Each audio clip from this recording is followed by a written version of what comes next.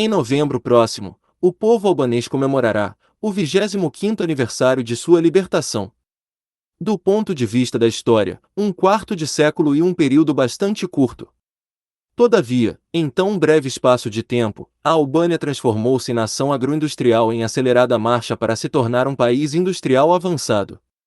Param-se 5 lustros de trabalho, de luta, de heroísmo e de decisão inquebrantável para superar pesada herança de atraso, obscurantismo e injustiça social. São 25 anos que ultrapassam em importância muitos séculos de existência daquela nação do Adriático. Quão diferente é a Albânia de hoje comparada com a de 1944. Não mais existem a miséria e o analfabetismo, a escravização da mulher e o fanatismo religioso. Varreu-se a dependência ao estrangeiro e a exploração do homem pelo homem. Viceja uma nova Albânia que, impavidamente, constrói o socialismo.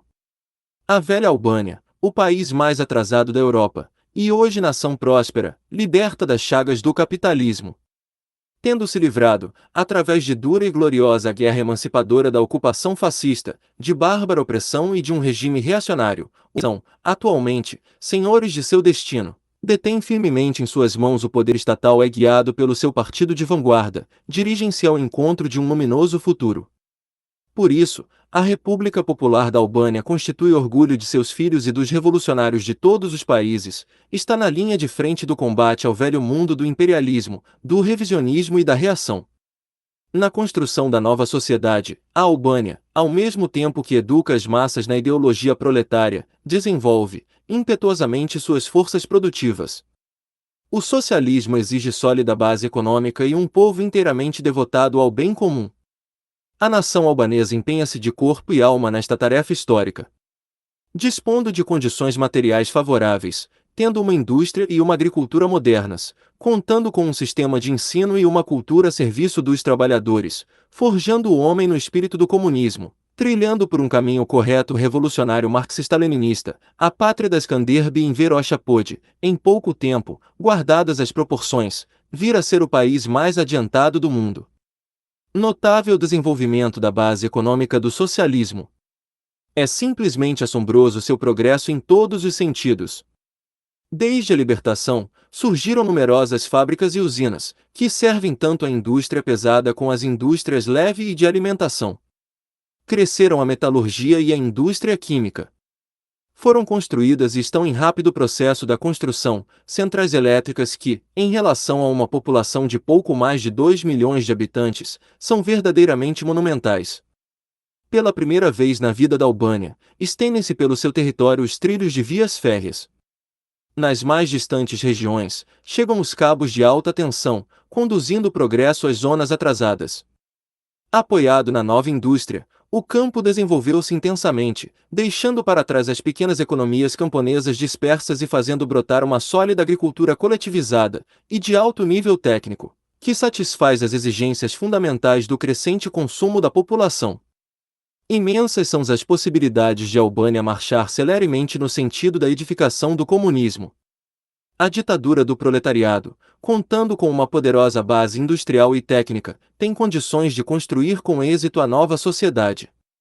Vigora no país uma autêntica ditadura proletária, um poder que serve efetivamente aos operários, camponeses e trabalhadores intelectuais, que combate energicamente as sobrevivências do capitalismo tanto na economia como na política, e que se empenha, com determinação, em levar às grandes massas a ideologia da classe operária.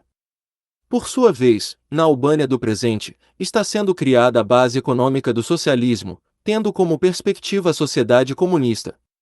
Dentro de 2 anos, a eletrificação abarcará toda a nação.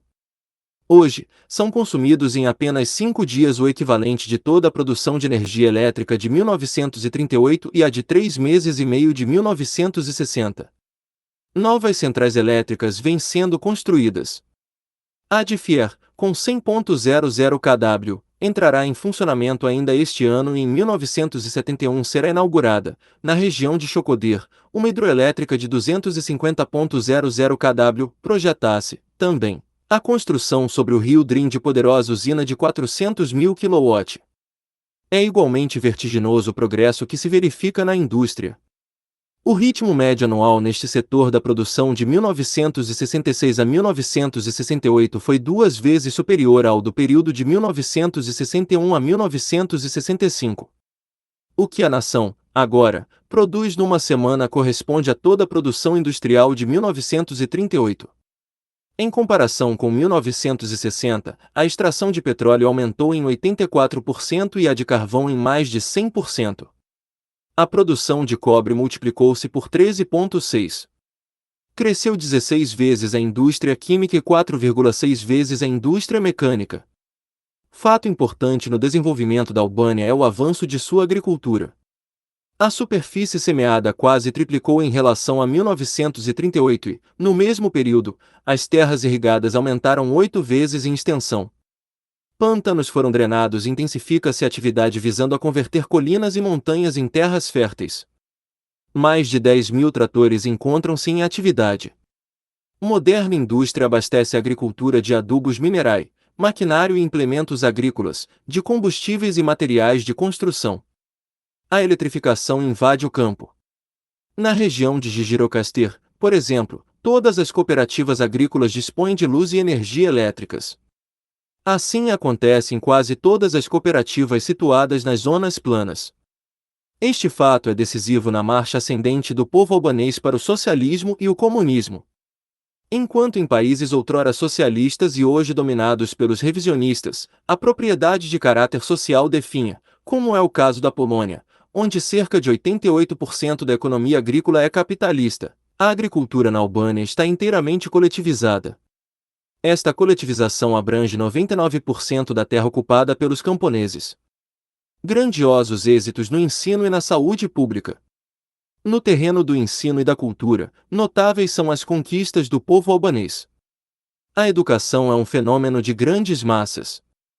Com a ajuda do Estado, todos empenham em adquirir novos conhecimentos e, em especial, procuram elevar sua consciência política e ideológica. Há atualmente, na Albânia, 536.000 estudantes, quase 70% a mais do que em 1960. Em cada 4 habitantes, um frequenta a escola. Somente os distritos de Luchege e Fier têm, sem contar as escolas profissionais, de ensino noturno e por correspondência, mais alunos que todo o país nas vésperas da Segunda Guerra Mundial. As despesas de 4 dias com a educação correspondem a todo o orçamento estatal de 1938. Plasmam-se uma cultura e uma arte autenticamente populares. Elas são patrimônio das massas, expressam seus anseios e aspirações, refletem suas lutas, seu trabalho e seu heroísmo. Apesar de ser uma nação pequena, a Albânia tem uma vida cultural muito mais rica que a de numerosos países com população incomparavelmente maior. Seu teatro, ópera e balé fizeram sensíveis progressos, tanto na forma como no conteúdo. Por todo o seu território se espalha uma rede de teatros e casas de cultura. Grandes são também as conquistas na esfera da saúde pública. Basta assinalar a extraordinária elevação da expectativa de vida. Em 1938, essa média era de 38 anos. Em 1960 e 1968, atingiu respectivamente 64 e 66 anos. No período que antecedeu a eclosão da última guerra mundial, havia um médico para 8.500 pessoas. Em 1960 havia um para 3.400 e hoje um para 1.430. O contingente de trabalhadores da saúde passou de 9.860 no início desta década para 15.000 em 1968. O índice de rigidez da população albanesa é um dos mais altos da Europa. Tão magníficos êxitos melhoraram, em grande escala, o bem-estar material do povo, serviram para elevar seu nível de conhecimento e para temperar, moral e politicamente, o homem como a principal força do desenvolvimento social. Sob a direção do PTA, a Albânia vive, assim, uma época sem precedentes, que alaba a sociedade até os seus fundamentos, realizando transformações econômicas, políticas e ideológicas de tal magnitude que marcarão para sempre a vida de seu povo. Tudo isto foi levado a cabo em condições das mais difíceis, de bloqueio do inimigo enfrentando a ação insidiosa dos imperialistas e revisionistas. Da mesma forma que se libertou do jugo fascista e da dominação feudal burguesa, o povo albanês vem construindo o socialismo apoiado nas próprias forças. Profunda revolução ideológica.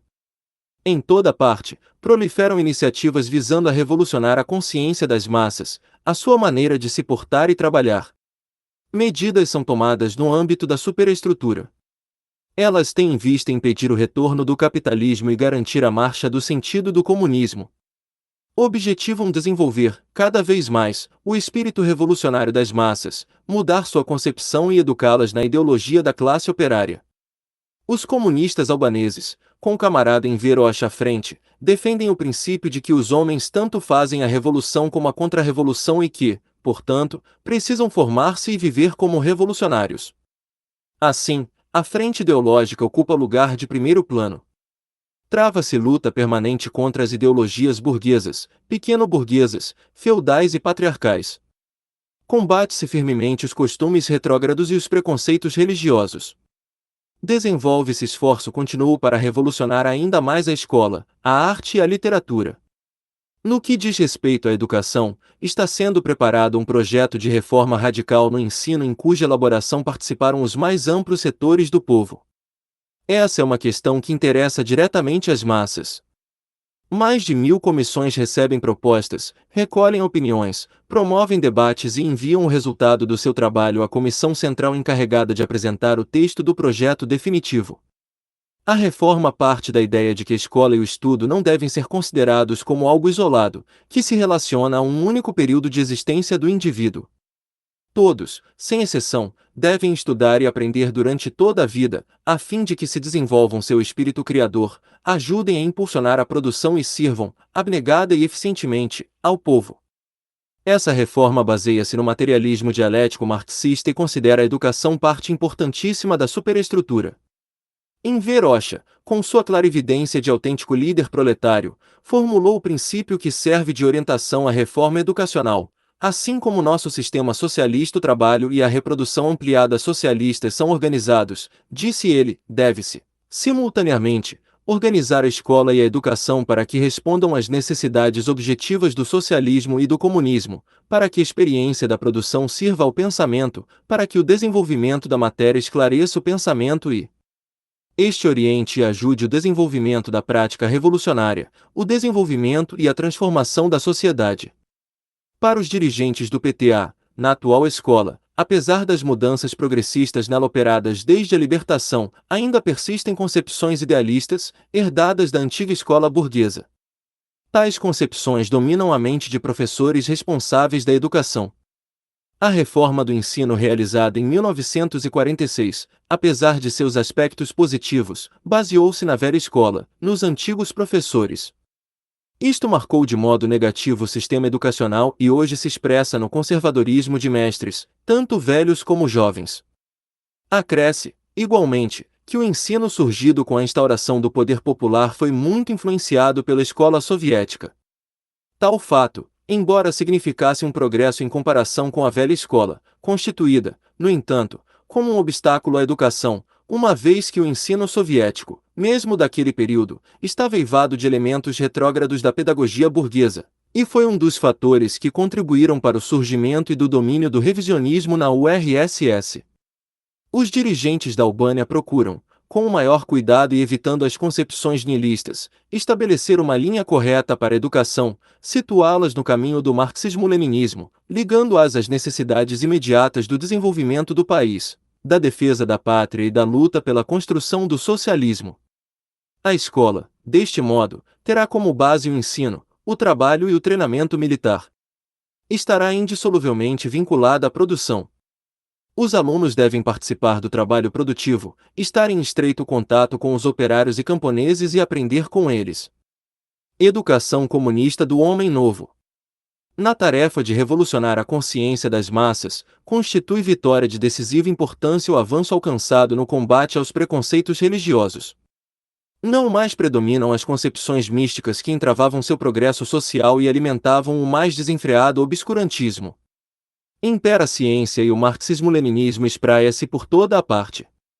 Destacada importância para a educação no sentido do comunismo assume a prática do trabalho físico e do trabalho voluntário. Na República Popular da Albânia, todos, à exceção dos doentes e anciãos, realizam este tipo de trabalho. Os que não participam diretamente da produção, de um modo geral, desenvolvem atividade manual pelo menos 2 meses durante o ano. Nas fábricas e cooperativas agrícolas, técnicos e diretores ombreiam-se com os operários e camponeses nas tarefas mais duras e pegadas. Desta maneira, dá-se maior aproximação entre os trabalhadores e fortalece-se entre eles os vínculos de solidariedade, forja-se a unidade de pensamento e de ação do conjunto da sociedade e reduzem-se as diferenças entre o trabalho intelectual e o trabalho manual. Avança-se firmemente no caminho da formação de uma mentalidade verdadeiramente comunista. Também o trabalho voluntário se estende por todo o país. Os exemplos são edificantes, revelando valor, desprendimento e alto espírito de fraternidade comunista. O trabalho voluntário vem sendo uma grande escola de comunismo, de educação da juventude, dos trabalhadores e dos intelectuais no sentido de colocar os interesses do coletivo acima dos interesses individuais. Lenin, referindo-se ao trabalho voluntário, destacava o significado dos sábados comunistas, organizados por iniciativa dos operários logo após a Revolução de Outubro, e assinalava que esta iniciativa desempenhava papel gigantesco porque se reveste de extraordinária transcendência, pois marca o princípio de uma revolução mais difícil, mais essencial, mais profunda, mais decisiva que a derrubada da burguesia, porque é uma vitória sobre nossa própria inércia, sobre a indisciplina, sobre o egoísmo pequeno burguês, sobre todos esses hábitos que o maldito regime capitalista legou ao operário e ao camponês. Em Tirana e em outras cidades, pode-se observar velhos aposentados, jovens ainda não incorporados à produção, operários depois de seus horários normais de trabalho, intelectuais e dirigentes do partido e do Estado empenhando-se voluntariamente na construção de casas para as famílias mais necessitadas do bairro, numa atividade que complementa a ação do governo no terreno da habitação. Ferrovias são construídas principalmente com o trabalho voluntário da juventude. Praticamente todos os alunos da universidade e de muitas escolas participam desta grandiosa empreitada. Os danos ocasionados pelos terremotos que, ultimamente, se verificaram na Albânia foram, em boa parte, reparados com presteza através do trabalho voluntário. Zonas do norte, que se encontram mais atrasadas em relação ao conjunto do país, são ajudadas pelos habitantes do sul a fim de que se desenvolvam mais rapidamente. Assim, o trabalho voluntário vem sendo um poderoso instrumento de educação revolucionária e sua ampliação contribui notavelmente para elevar o nível de consciência do povo. Conquista de primordial importância para os albaneses na luta pela construção do socialismo e do comunismo e o movimento pela total emancipação da mulher. Esta, na velha Albânia, era inteiramente escravizada e o uso do véu bastante generalizado.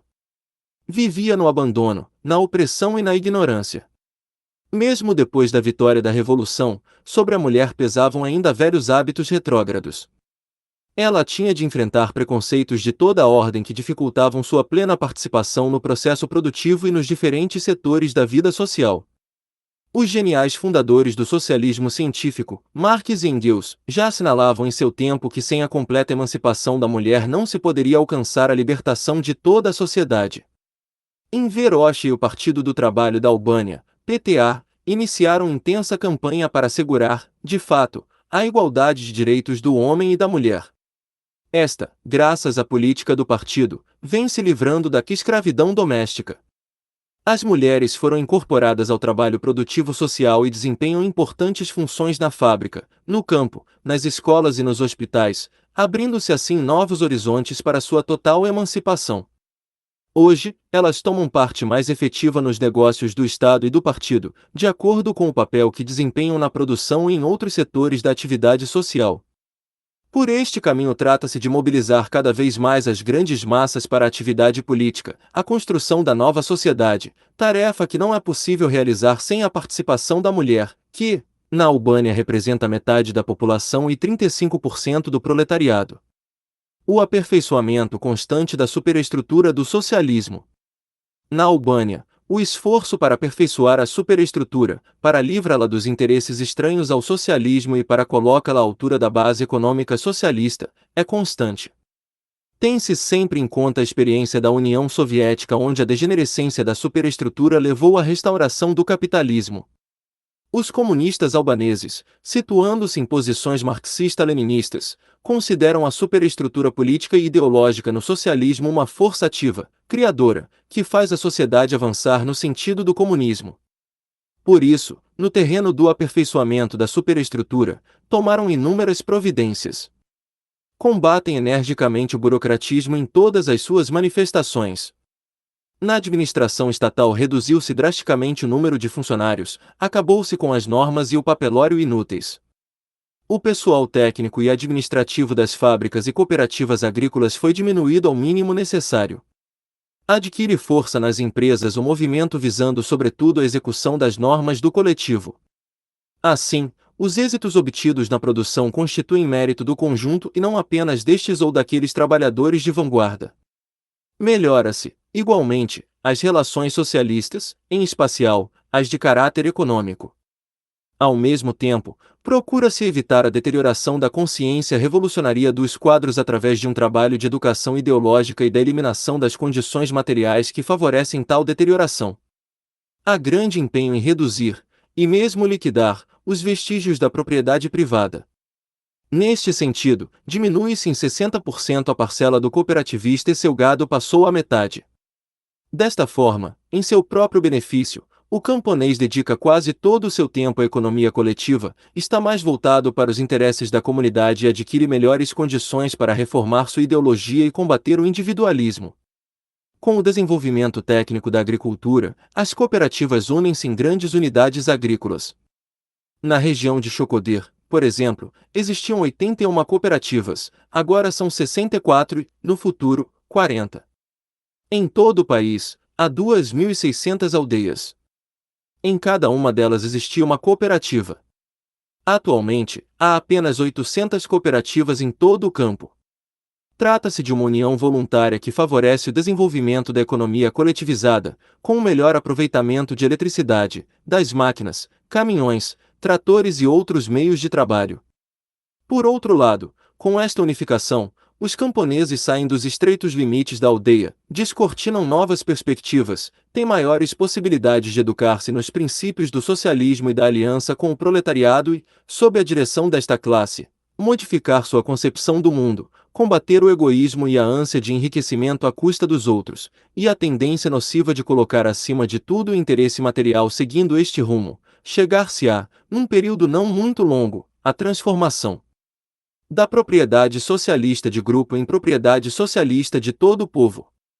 Procura-se, de igual modo, acabar com as diferenças chocantes de salário. Atualmente a remuneração mais alta corresponde a 2 ou 3 vezes o salário médio do operário. Isto contrasta com a situação reinante nas nações revisionistas, em particular na URSS, onde os proventos de membros da camada social dirigente ultrapassam em dezenas de vezes o que ganha um trabalhador. Apesar dos grandes progressos feitos pela Albânia na aplicação de uma justa política salarial, ainda continua o esforço para elevar os salários mais baixos e para reduzir os mais altos, buscando-se um justo equilíbrio na remuneração. No que se refere aos intelectuais, liquidou-se o privilégio do direito autoral. Este só é pago uma vez, ao contrário do que ocorre na União Soviética e em todos os países capitalistas, nos quais o direito autoral é uma fonte permanente de renda, transmitida inclusive por herança. No quadro geral das profundas transformações de que a Albânia é cenário, especial destaque tem o desenvolvimento das forças produtivas. Trata-se de levar a cabo a revolução técnico-científica. Esta revolução visa, através da contribuição das massas, a obter melhoramentos técnicos, maior rendimento do trabalho e, consequentemente, elevar a produtividade. Questionários são elaborados e difundidos entre os operários e especialistas.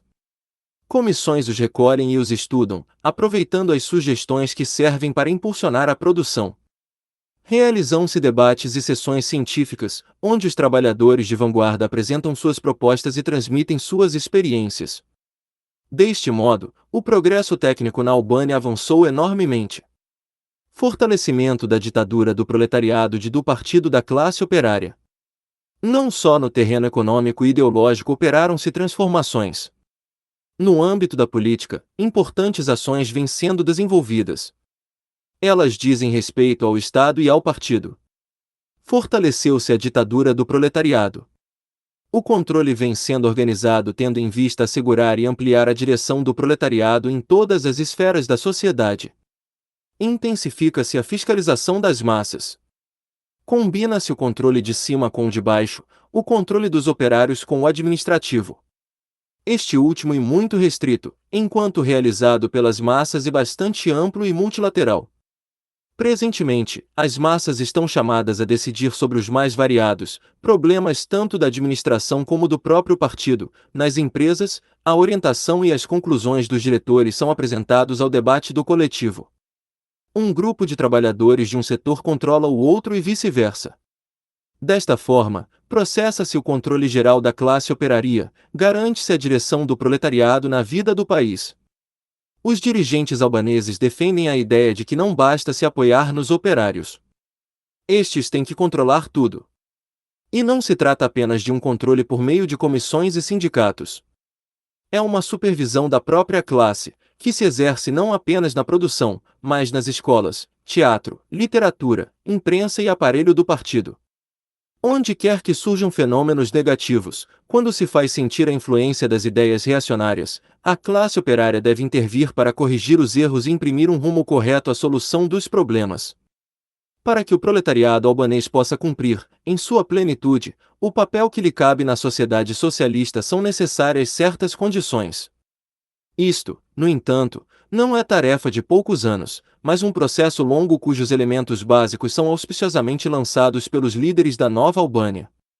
Dentro deste espírito, elege-se naquele país o maior número de operários para os órgãos dirigentes do partido. A grande maioria dos comitês de direção intermediária é composta agora de trabalhadores das fábricas e das minas. Estes nem sempre são os mais experimentados, mas têm a vantagem de estar diretamente ligados à produção e desempenham suas funções, conhecendo de perto os problemas e as aspirações das massas. Enver Hoxha colocou com muita energia a necessidade de eleger os operários para as direções partidárias.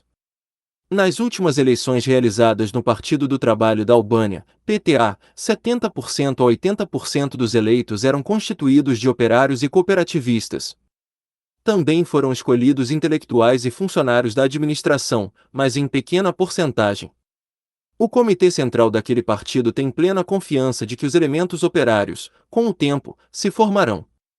De start, a classe operária faz sentir sua presença no partido que é a sua vanguarda e dirige a construção socialista.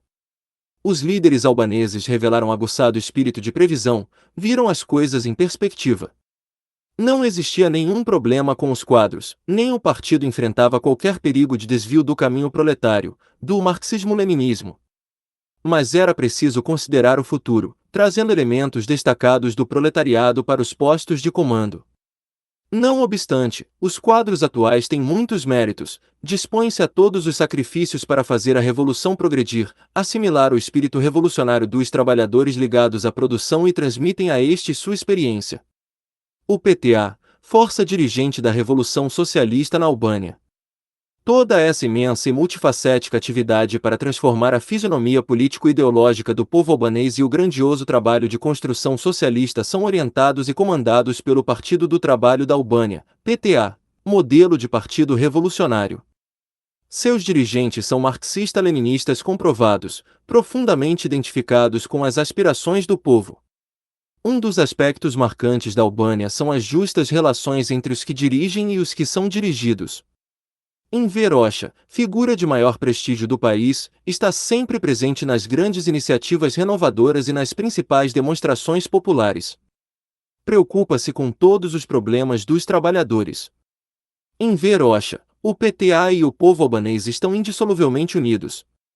O PTA é um brilhante exemplo para todos os revolucionários. Aplica com rigor os princípios internacionalistas da classe operária. Aumenta seu apoio à causa do marxismo-leninismo no mundo, à luta das forças anti-imperialistas, anticolonialistas e progressistas dos diversos países.